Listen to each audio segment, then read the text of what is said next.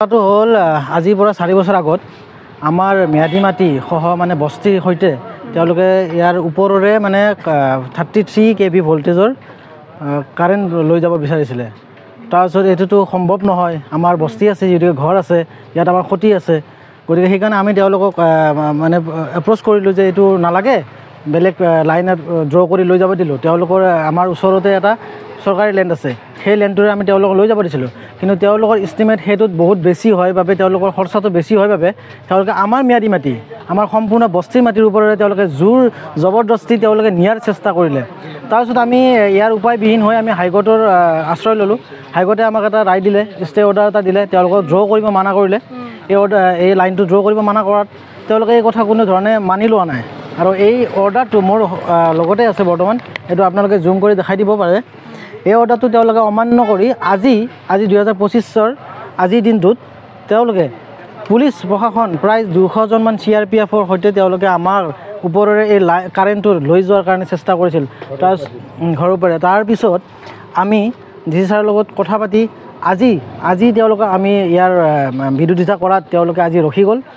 ইয়াৰ পিছৰ পৰ্যায়ত তেওঁলোকে কি কৰে নাজানো, কিন্তু আমাৰ যিটো ক্ষতি হ'ব ইয়ালৈ আমাৰ সম্পূৰ্ণ আপত্তি আছে। এইকাৰণে আপত্তি আছে কাৰণ আমাৰ ওচৰত এটা সম্পূৰ্ণ লেণ্ড এটা আছে, চৰকাৰী লেণ্ড, যিটো এটা আমাৰ গাঁৱলীয়া ভাষাত গপ্তা বুলি কোৱা হয়। মানে এটা ৰাজপথ আছে, সৰু ৰাজপথ যিটো কিন্তু পঞ্চায়তৰে হ'ব চাগে আণ্ডাৰত। সেই ৰাস্তাটোৰে তেওঁলোকে নিয়াত কিন্তু সম্পূৰ্ণ মানে অসুবিধা পাই আছে তেওঁলোকৰ ইষ্টিমেটৰ কাৰণে। তেওঁলোকৰ ইষ্টিমেটটো সম্পূৰ্ণ বহুত বেছি বাঢ়ি যায়, সেইকাৰণে তেওঁলোকে নিব বিচৰা নাই। কিন্তু আমাৰ ইয়াত 200জন মানুহৰ আপত্তি তেওঁলোকে অমান্য কৰি, আমাৰ কথা নুশুনি হাইকোৰ্টৰ অৰ্ডাৰ যিটো মই লৈ আছোঁ, এই অৰ্ডাৰটো অমান্য কৰি তেওঁলোকে আজি আমাক ফ'ৰ্চফুলি আমাৰ ওপৰত মানে এটা আক্ৰমণমূলক তেওঁলোকে ব্যৱস্থা এটা ল'ব বিচাৰিছে। আমি সম্পূৰ্ণ বাধা, এইটো আমাৰ বাধা নহয়, এই হাইকোৰ্টৰ অৰ্ডাৰ মতে আমি থিয় হৈ আছোঁ। আমি জাষ্ট এই কপিটো লৈ থিয় হৈ আছোঁ।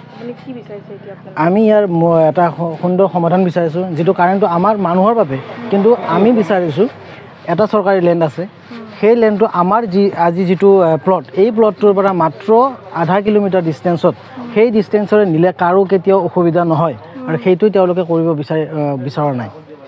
কাৰণ তেওঁলোকে এইটো কাৰণে বিচৰা নাই, তেওঁলোকৰ ডিপাৰ্টমেণ্টৰ খৰচটো বেছি হয় কাৰণে আমাৰ যিটো ম্যাদী লেণ্ড, আমাৰ যিটো বস্তি, আমাৰ যিটো দুখীয়া মানুহৰ ঘৰ বাৰী, তাৰ ওপৰতে নিয়াৰ কাৰণে ব্যৱস্থা কৰি আছোঁ।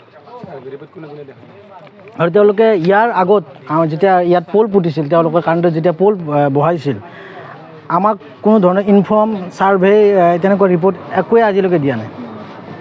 এইখিনিয়ে আমাৰ একচুৱেলি অসুবিধা, আমাৰ ৰাইজৰ অসুবিধা। মানে এতিয়া আপোনালোকে বিচাৰিছে যে আপোনালোকৰ ঘৰৰ কাৰেণ্টটো মানে এইটো হ'ব নালাগে, ঘৰৰ ওপৰততো কোনো পধ্যেই হ'ব নালাগে। ৰিক্সি হয়, বহুত ৰিক্সি হয়, তেওঁলোকেতো ৰিক্সটো নলয়। Stay informed, stay ahead. News NE 365.